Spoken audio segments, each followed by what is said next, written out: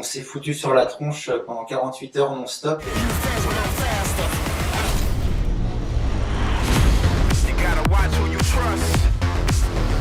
Salut à tous et salut tout particulièrement aux fans de films de voitures, de course-poursuite, de baston et de grosses cascades, puisqu'aujourd'hui on va parler du film d'action français Balles perdues qui sort sur Netflix. Balles perdues, qu'est-ce que c'est? C'est le premier long métrage de Guillaume Pirret, un réalisateur qu'on avait remarqué pour son court métrage en 2014, Matriarche. Pour son passage au long métrage avec Balles perdues, Guillaume Pirret met en scène un casting très impressionnant puisqu'on y retrouve Rod Parado, Stéphie Selma, Pascal Arbillot, Nicolas Duvauchel, Ramzy Bedia et Alban Lenoir dans le rôle principal, celui de Lino, un petit génie de la mécanique et spécialiste de la voiture bélier qui se retrouve emprisonné suite à un braquage raté. Mais il a une seconde chance puisqu'il se fait recruter par le chef d'une unité anti-Go Fast. Au sein de cette unité, il est chargé de modifier les voitures, mais il se retrouve au milieu d'un homicide mystérieux qui va l'entraîner pendant 24 heures dans une course-poursuite assez démente. On a eu la chance de pouvoir nous entretenir avec Alban Lenoir et Guillaume Pirret, le réalisateur du film. Accrochez vos ceintures, c'est parti. C'est vraiment le projet que j'attendais depuis des années. Là, c'est vraiment mes rêves d'enfant. C'est la genèse de mon envie de cinéma qui s'est concrétisée avec Balles perdues. C'était dense, quoi.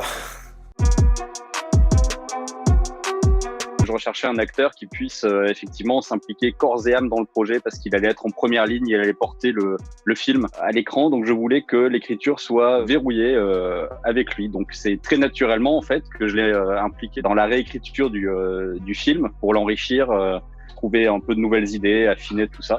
Je voyais pas d'autres personnes qu'Alban en tant qu'acteur, acteur physique, etc. pour porter ce rôle-là à l'écran en fait. On s'attend pas à voir Ramzy dans un film d'action.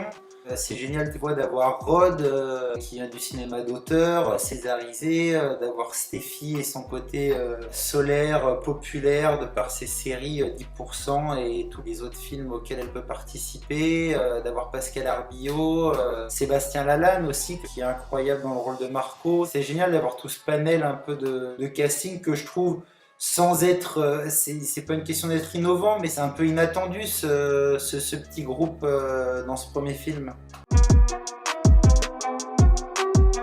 C'était beaucoup de prévisualisation et de chorégraphie pensée en amont avec Manu Landy, qui est le régleur cascade de la séquence. Et du coup, ensuite, ça a été 2 jours de tournage intense pour Alban, qui a tout donné sur ces 2 jours, alors que il pouvait pas vraiment trop se préparer avant, puisqu'il tournait le reste du film, en fait. Ce plaisir et cette joie de se dire, tiens, putain, pour une fois, en France, on va avoir 2 jours de tournage pour tourner une baston. C'était juste un gros kiff, quoi. Après, c'est vrai que c'était un peu au mental pour tenir ces 2 jours parce que on s'est foutu sur la tronche pendant 48 heures non-stop et le rendu, et pas tout le rendu est à l'image, mais beaucoup.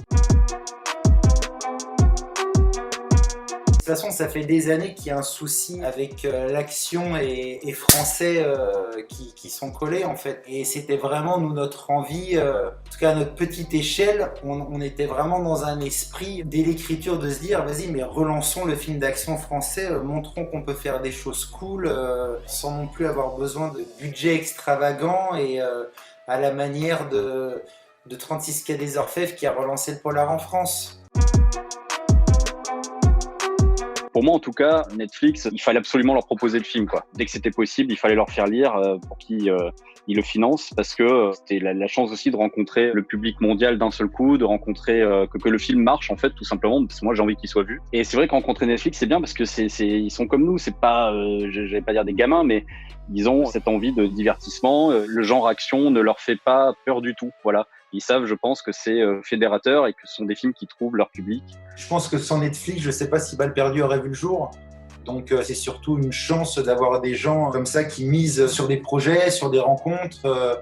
C'est quand même incroyable. Pour Guillaume, pour nous, c'est son premier film. Comme il disait, d'avoir une telle exposition, c'est un plaisir, quoi. Puis c'est aussi un plaisir, moi, en tant que comédien, c'est agréable aussi de ne pas avoir se soucier du premier jour de sortie, du nombre d'entrées qui va déterminer aussi ta durée de vie dans les salles, alors que là, c'est dispo et point. Et alors en plus, si c'est bien, bon, bah là, c'est que tu as tout gagné, quoi. C'est une bonne question. Moi, les suites, elles existent dans ma tête, en tout cas. Donc, si Netflix nous écoute, je les vois connectés. Non, mais 19 juin, on va attendre la sortie du film, voilà. On verra. Mais on est chaud. Voilà, on est prêt.